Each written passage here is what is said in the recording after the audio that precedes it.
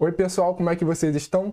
Vamos dar início ao nosso curso de programação de computadores 1, vendo rapidamente um histórico da evolução de computadores até os computadores atuais. E também a gente vai ver como é que a linguagem de programação acompanhou essa evolução dos computadores. Vamos ver como é que era feita a programação nas máquinas antigamente e como que é feito atualmente, usando linguagens de programação de alto nível que são mais fácil para um humano conseguir escrever e criar programas, porque utilizam linguagem natural. Historicamente, a gente pode considerar que o computador ele surgiu com essa motivação da gente querer calcular alguma coisa, de a gente automatizar esses cálculos. A gente pode ver, então, que antigamente, lá na época antes de Cristo, 2400 antes de Cristo, a gente tinha essa primeira ferramenta para fazer cálculos, que é o ábaco, criado lá pelos chineses, tá? Então essa daqui foi a primeira tentativa de automatizar a contagem. A gente pode ver que o ábaco ele tem diversas pedrinhas, né? Aqui nessa nossa imagem está até de cores diferentes, então cada pedrinha serviria para contar alguma unidade. Então normalmente as pedrinhas mais à esquerda elas contam as unidades menores, né? Conta de 1 em 1, e as pedras mais à direita contaria unidades maiores. Alguns ábacos eles contavam, né? Cada vez que tu levantava uma pedrinha, contava 5 unidades, né? E pode ter outros que podem contar mais de 5 unidades. Mas aqui nesse exemplo da figura, a gente tem que as unidades começam à direita, contando aí as unidades, e a gente vai subindo contando as dezenas, as centenas, as unidades de milhar, decimal de milhar e assim por diante. Então, nessa figura mostra que o valor que está sendo representado seria esse 456.789. Então essa é a primeira forma de tentar registrar a contagem que era feita ao longo de um tempo, né? A contagem aí de animais, de plantações e assim por diante. Depois disso a gente tem a máquina pascalina, criada em 1642 pelo Blaise Pascal, e essa máquina é considerada a primeira calculadora criada, uma calculadora mecânica. Então, além de contar, essa máquina ela conseguia fazer operações de soma e subtração através das engrenagens que tem aqui embaixo. A gente pode ver que aqui embaixo, né, tem algumas engrenagens que funcionam com o uso de uma manivela, e aqui em cima a gente tem os algarismos, né, de 0 a 9. Então, conforme você quisesse fazer alguma operação, você rodava as manivelas e ele ia indicar qual era o algarismo da soma ou da subtração. Posteriormente, em 1822, a gente teve, então, o primeiro computador mecânico, né? Essa primeira tentativa criada aí por Charles Babbage. Essa máquina ela não chegou a ser finalizada por falta de recursos do governo inglês e ela conseguia fazer soma, subtração e também calcular algumas funções polinomiais.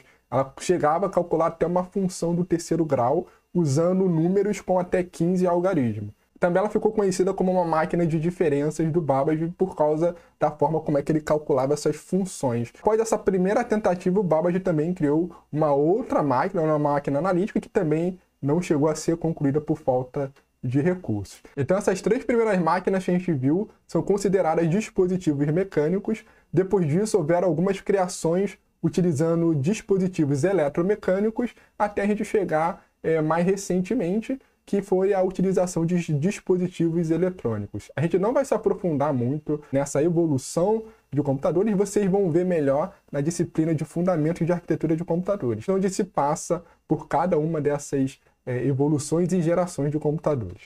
Após isso, a gente vai ter então os primeiros computadores que já são dispositivos eletrônicos. Nos dispositivos eletrônicos a gente tem 4 gerações de computadores, então a primeira geração foi marcada pela criação de um novo dispositivo chamado de válvula. Então válvula ela permitia você controlar a corrente elétrica, saber quando que a corrente elétrica estava passando por um determinado circuito ou não. Então os primeiros computadores que a gente tem, eles realizavam tarefas específicas. A gente tem em 1931 esse Z1, que ele era o primeiro computador programável através do manuseamento de válvulas, e muito dele foi perdido durante a Segunda Guerra Mundial. E também teve o Colossus, que era uma máquina utilizada pelos britânicos para decodificar as mensagens alemãs. Ambos eram computadores para fazer tarefas específicas.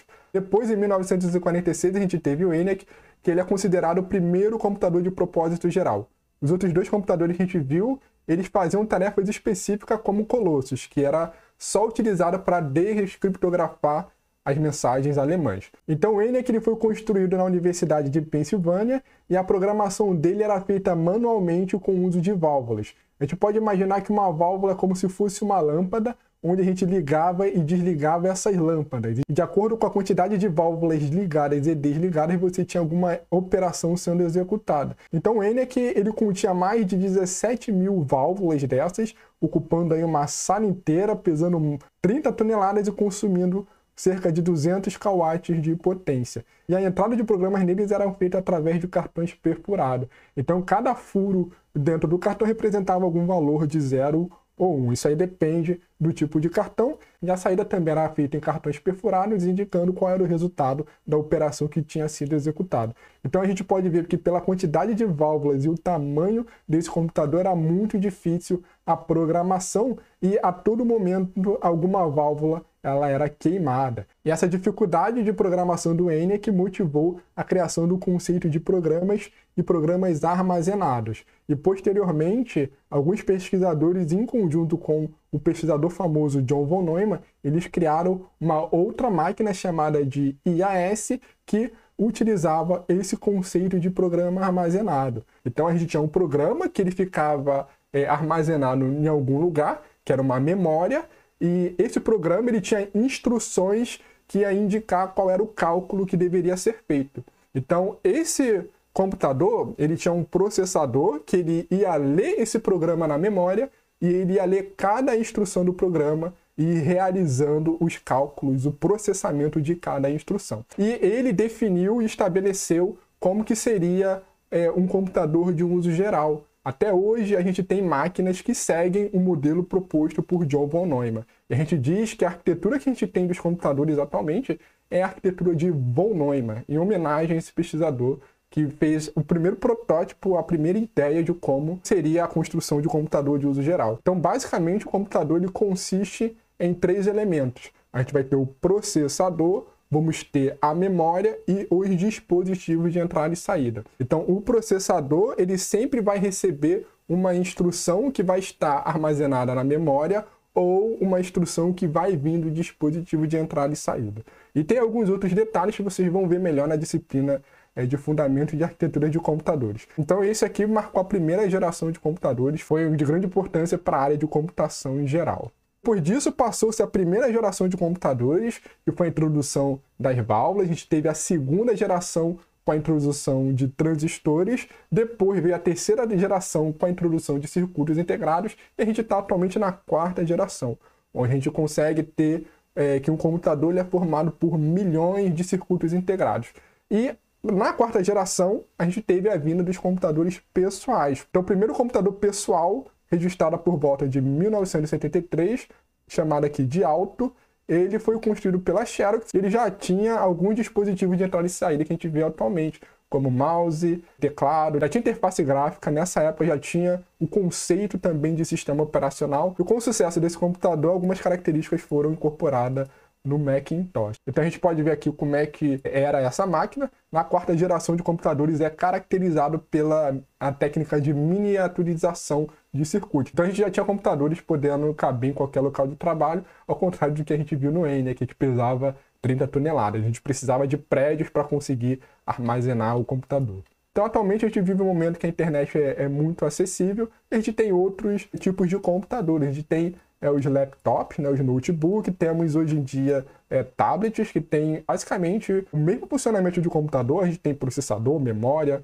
tem espaço de armazenamento, a gente pode conectar dispositivos de entrada e saída. O primeiro conceito que a gente viu lá na máquina de ENIAC, seguindo aí a arquitetura de von Neumann, e temos hoje os smartphones também que seguem todos esses princípios. A gente vai ter um processador que ele vai ler um programa na memória ou vai ler alguma instrução de um dispositivo de entrada e saída. Dispositivos que hoje em dia são teclado, a própria tela de touchscreen, né? Um tipo de forma de a gente entrar com algum dado para o computador, voz, gestos, entre outras coisas. Como exemplo de dispositivo de saída, a gente tem tela, áudio, poderia citar aqui impressora e poderia citar também pendrive, que é considerado dispositivos tanto de entrada quanto de saída, que a gente pode copiar algum arquivo para dentro do computador e vice-versa. Então agora a gente vai ver dois conceitos que é muito importante na computação, que é o hardware versus software. O hardware, ele é todo componente físico que você utiliza para rodar algum programa, para fazer o computador funcionar. Então a gente pode considerar que o hardware ele pode ser o corpo do computador, que é composto pelas peças que a gente utiliza. Então aqui a gente tem a imagem, né? Tem um gabinete, a gente tem todos os tipos de dispositivos que a gente vai acoplando no gabinete hoje em dia. Temos a fonte, temos o HD aqui, ó, temos a placa-mãe e etc. O software, ele vai ser os programas que a gente vai rodar nesses componentes. Seria algo como se fosse a alma do computador. Então aqui a gente tem alguns exemplos de programas. A gente tem programas mais simples, né, que são os programas de usuário, e a gente tem programas mais elaborados, que são os programas de sistemas que lidam diretamente com a linguagem que esses componentes físicos eles entendem, tá? Como, por exemplo, o sistema operacional. Ele é um software de sistema mais robusto. Então, exemplo de software que a gente tem hoje em dia, né? A gente tem vários programas. Temos o Red Hat, que é uma distribuição do Linux. Temos o Adobe, né, que serve para a gente ler arquivo PDF, entre outros aqui. Então, definição, o que são computadores? São máquinas que a gente pode executar programas. O computador ele consiste em hardware e em software. E o programa ele é uma sequência de instruções que a gente descreve, indicando a ordem que elas devem ser executadas pelo computador. Então, a gente pode ter instruções para fazer diferentes tipos de cálculos, e essas instruções que a gente consegue descrever, ela vai depender da máquina que a gente está utilizando, ela vai depender do hardware. E para facilitar a escrita, a gente tem o que a gente chama de linguagem de programação, que facilita a maneira como a gente descreve as instruções a serem executadas pelo hardware do computador. Então, por que é necessário existir uma linguagem de programação que facilite a escrita de instruções que vão ser executadas no computador? O computador ele não entende a linguagem natural, que é a linguagem que a gente utiliza para a gente se comunicar. Ele entende uma linguagem bem mais simples, que é determinada pelo dispositivo que ele é criado. Então, atualmente, os computadores eles são criados com base nos dispositivos eletrônicos.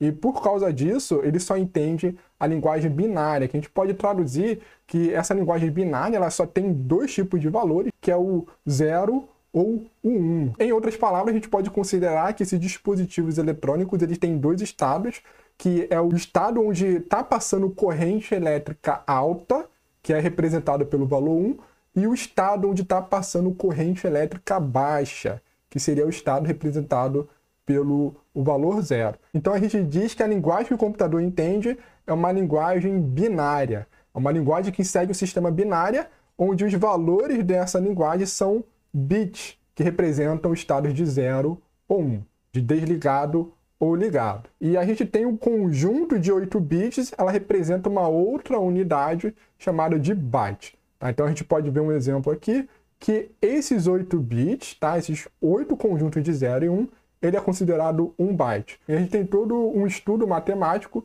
onde a gente consegue converter um sistema binário num sistema decimal, que é o que a gente está acostumado atualmente, né? A gente tem 10 dígitos variando de 0 a 9. No binário, a gente tem 2 dígitos variando de 0 a 1. Então, aqui um exemplo, esse conjunto aqui de bytes, ele convertido para o sistema decimal, seria o valor 123. Então, na disciplina de Fundamentos de Arquitetura de Computadores, vocês vão aprender como é que é feita essa conversão, tá bom? Do sistema binário para o sistema decimal. Então, a gente tem que o principal componente do computador de uso geral, ele é o processador ou microprocessador, devido aí à capacidade, à quantidade de circuitos integrados que tem hoje em dia, né? Chega aí a casa dos milhões de bilhões, e o processador é ele que vai ditar a linguagem binária que ele vai entender, tá? Como é que deve ser expressas instruções em binário. Então ele vai ter aqui diversas instruções capazes de mover conteúdos de um lado para o outro, fazer soma, subtração, comparação de bits e assim por diante. Tá? E os circuitos integrados, eles possuem transistores, a gente pode imaginar dessa forma. O transistor é como se fosse um botão de liga e desliga. A gente pode imaginar lá, quando a gente estuda em física a parte lá de eletromagnetismo, né? A gente tem lá o conceito de circuito. A gente pode ter um circuito fechado, né? Onde a gente consegue trafegar a corrente elétrica, ou pode ter o circuito aberto, que aí a corrente elétrica ela não se comunicaria com o outro lado do circuito. Então aqui a gente tem esse exemplo. Tá? Então aqui seria o circuito fechado, permite você passar a corrente elétrica, e a gente tem aqui o circuito aberto, que com essa pontinha aqui que não permite a conexão. Então aqui não tem como passar corrente elétrica.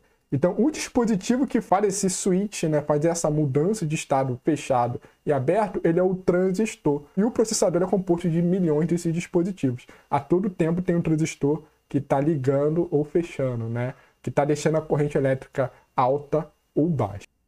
Então, como o computador só entende sistema binário, a gente teria que descrever um programa com base de zeros e um. Então, daí que surge a necessidade de a gente utilizar a abstração para facilitar a escrita de instruções em sistema binário. Então, só para a gente entender aqui, o que seria abstração? A abstração é uma forma de a gente encapsular ou empacotar algo que é muito complexa. Seria você esconder os detalhes e somente utilizar essa parte encapsulada. Você está utilizando algo e você não sabe como é que é por dentro. Então você consegue ali esconder os mínimos detalhes. Por que a abstração é útil? Porque escondendo os detalhes, a gente não precisando escrever programas em binários, né, em zeros e um, a gente consegue criar máquinas mais complexas, né? Ainda mais que atualmente a gente tem processadores que são compostos por bilhões de componentes. Então imagine aí a gente está escrevendo programas que possuem milhões de instruções e escrever um monte de zeros e uns. A abstração, ela é um conceito muito importante na computação que facilita a escrita de programas, né, utilizando linguagens de alto nível que a gente tem hoje em dia. Então aqui só para a gente entender como é que pode ser aplicada essa ideia de abstração por todo um sistema computacional, né, a gente pode imaginar então um computador aqui, que ele é composto lá por hardware e software, né? Então aqui dentro desse gabinete a gente vai ter vários componentes de hardware. Então a gente pode ter um deles que seria a placa-mãe, a gente vendo aqui ao lado. E na placa-mãe ela já tem outros componentes dentro dela. Placa-mãe ela é onde fica o processador, onde fica qualquer dispositivo de entrada e saída e onde fica a memória principal, né? As memórias RAM. Então aqui imaginando aqui nesse tipo de circuito, imagina aqui que é um processador. Então, um processador, a gente vê na figura aqui do lado, ele é composto por diversos circuitos integrados.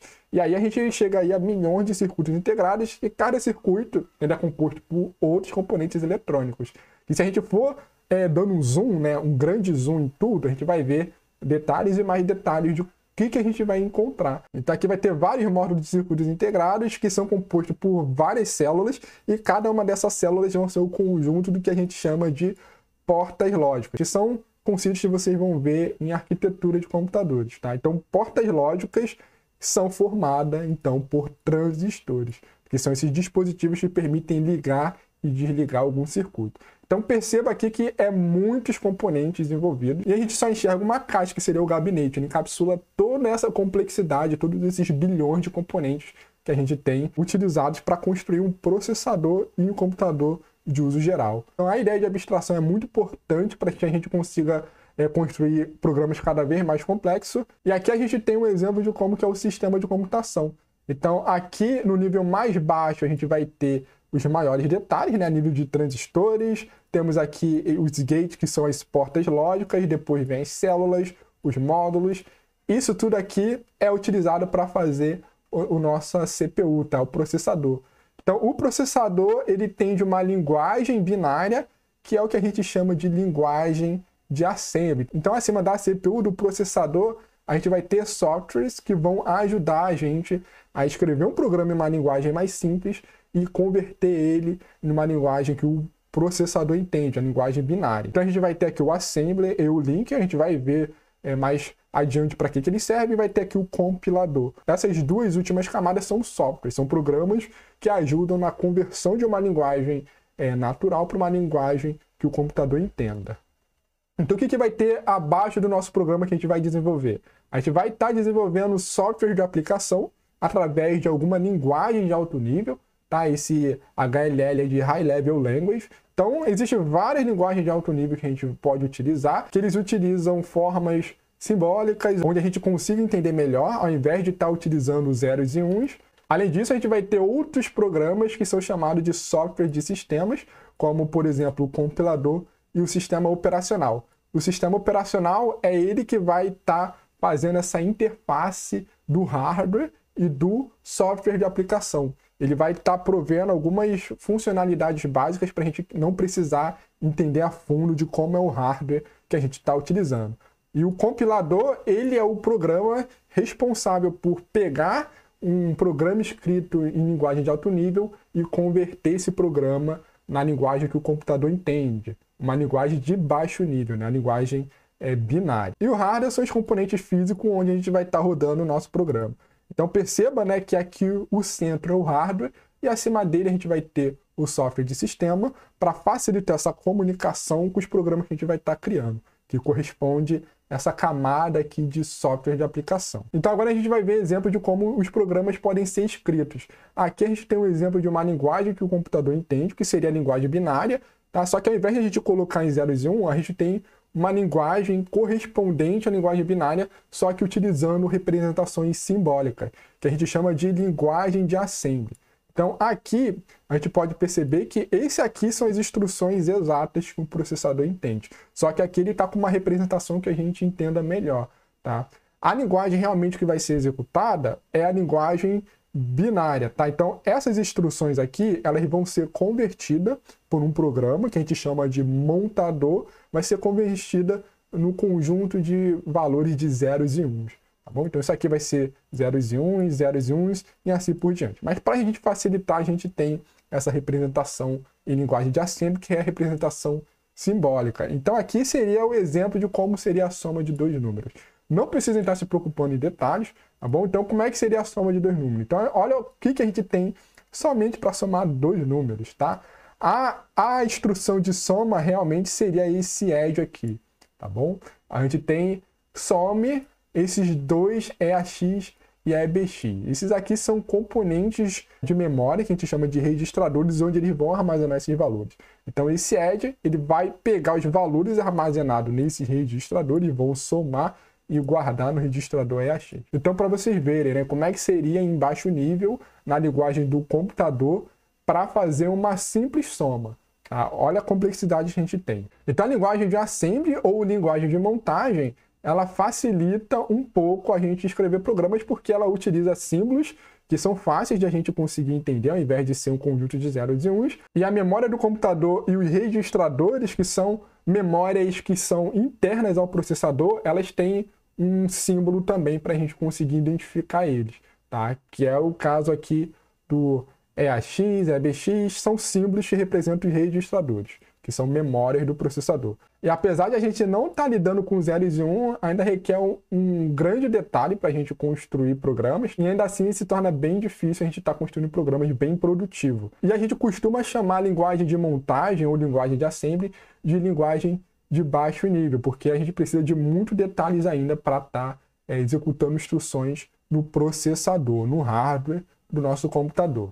Então daí que surgiu o conceito de linguagem de alto nível, que é a gente ter uma linguagem bem próxima à linguagem humana, tá? Uma linguagem natural que a gente está acostumado, e assim a gente só vai se preocupar com o que deve ser feito, não se preocupar com detalhes do hardware. Também vai estar definindo a ordem que deve ser feita, como que ele vai executar cada instrução. Então o programa que vai fazer essa conversão de linguagem de alto nível para a linguagem que a máquina entenda, a linguagem binária, ele é o compilador. A gente vai ter algumas linguagens que a gente não vai estar convertendo diretamente para uma linguagem que a máquina entenda, e sim para uma linguagem intermediária. Então essas linguagens de programação que fazem isso, elas são linguagens que a gente diz que são interpretadas.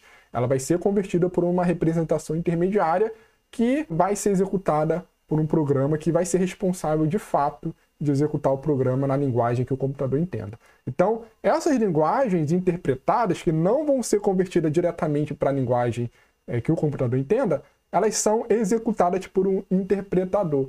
Ele vai ler esse programa e vai converter ali para alguma representação intermediária, e daí ele que vai ser responsável de executar de fato o programa na linguagem que o computador entenda. A gente vai ver mais detalhes em outras aulas. Então agora a gente vai ver exemplos de programas escritos com linguagem de alto nível.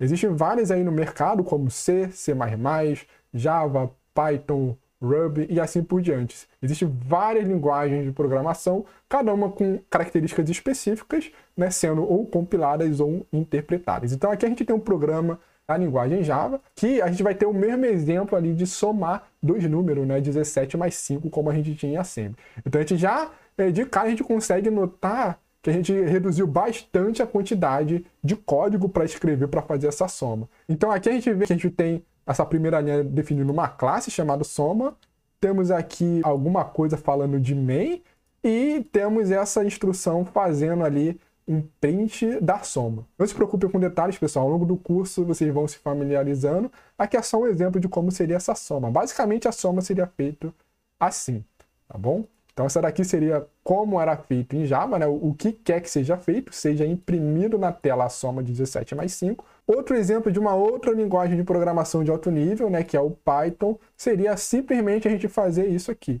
Print 17 mais 5. Imprima na tela a soma de 17 mais 5.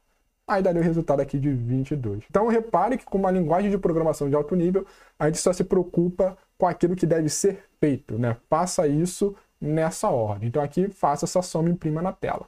Pronto, né? Já imprimiu a soma. A gente pode utilizar diferentes tipos de dados em linguagem de programação de alto nível. A gente pode usar número ou texto. Então se fosse texto, né, a gente pode simplesmente dizer, ó, imprima na tela esse texto aqui, 17 mais 5. A diferença que a gente viu no exemplo anterior é que agora tem essas aspas simples. Tá? Aqui no Python pode ser tanto simples ou duplas. A gente tem outro tipo de exemplo que seria esse imprima 17 mais 5. Aqui no Python ocorre o erro porque por mais que seja uma linguagem de alto nível, ele também tem as instruções internas deles que tem que ser seguida. Tá? Então ele não conhece essa instrução chamada de imprima, ele conhece o print. Então se você chegar e colocar uma instrução que o Python não entenda, ele vai dar um erro. Então aqui é um exemplo de erro, né? Fala que esse imprima ele não foi definido, ele não conhece esse imprima. Essas instruções a gente chama de funções e não se preocupem com isso, nas próximas aulas a gente vai ver melhor. Um outro tipo de exemplo que a gente poderia usar, né, usando então essa instrução que o Python conhece, que é o print,